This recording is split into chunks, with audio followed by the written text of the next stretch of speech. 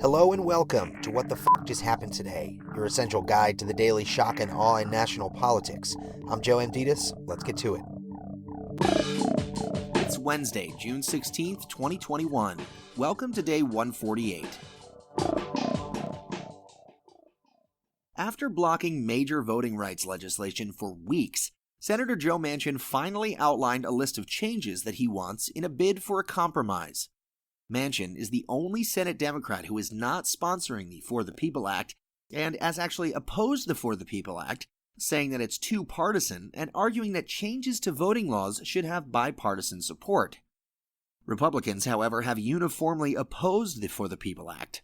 Manchin's compromise proposal includes making Election Day a public holiday, providing at least 15 consecutive days of early voting, as well as automatic voter registration through state departments of motor vehicles, and a requirement that states send mail-in absentee ballots to eligible voters if they're unable to vote in person. The proposal also includes voter ID requirements, which Democrats are generally opposed to. Manchin also reaffirmed that he has not changed his views against eliminating the filibuster, meaning that the Manchin version of the election bill would have no chance of passage without at least 10 Republicans supporting the legislation.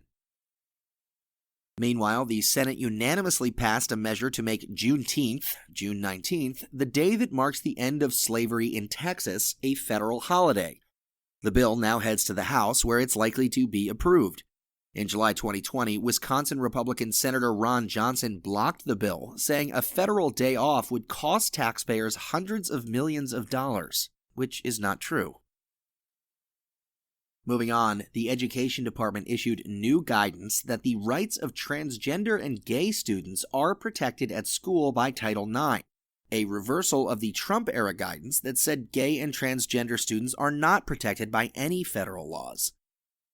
Education Secretary Miguel Cardona said the Supreme Court has upheld the right for LGBTQ+ people to live and work without fear of harassment, exclusion, and discrimination. And our LGBTQ+ students have the same rights and deserve the same protections. I'm proud to have directed the Office for Civil Rights to enforce Title IX to protect all students from all forms of sex discrimination. Today, the department makes clear that all students, including LGBTQ+ students, deserve the opportunity to learn and thrive in schools that are free from discrimination.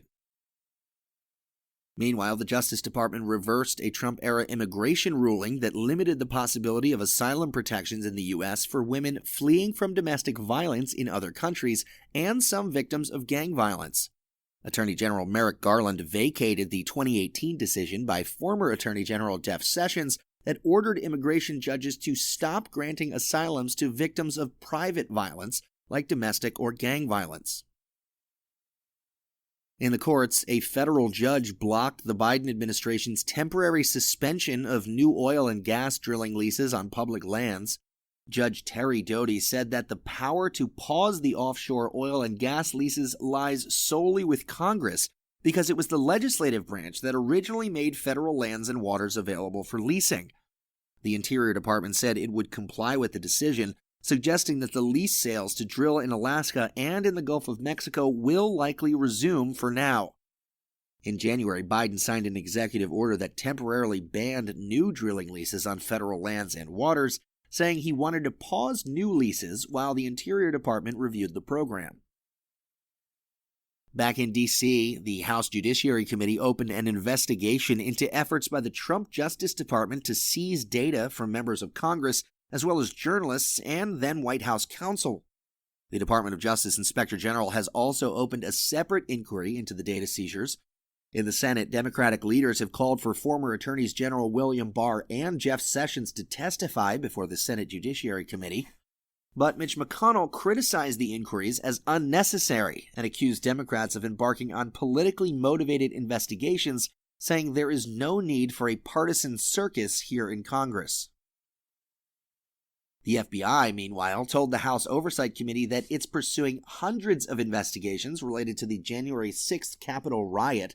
FBI Director Christopher Wray called the effort one of the most far-reaching and extensive investigations in the Bureau's history. 21 House Republicans voted against awarding the Congressional Gold Medal to the officers who responded to the January 6th attack on the Capitol by a pro-Trump mob. The final vote in the House was 406 to 21, nearly double the number of Republicans who voted against the initial legislation in March.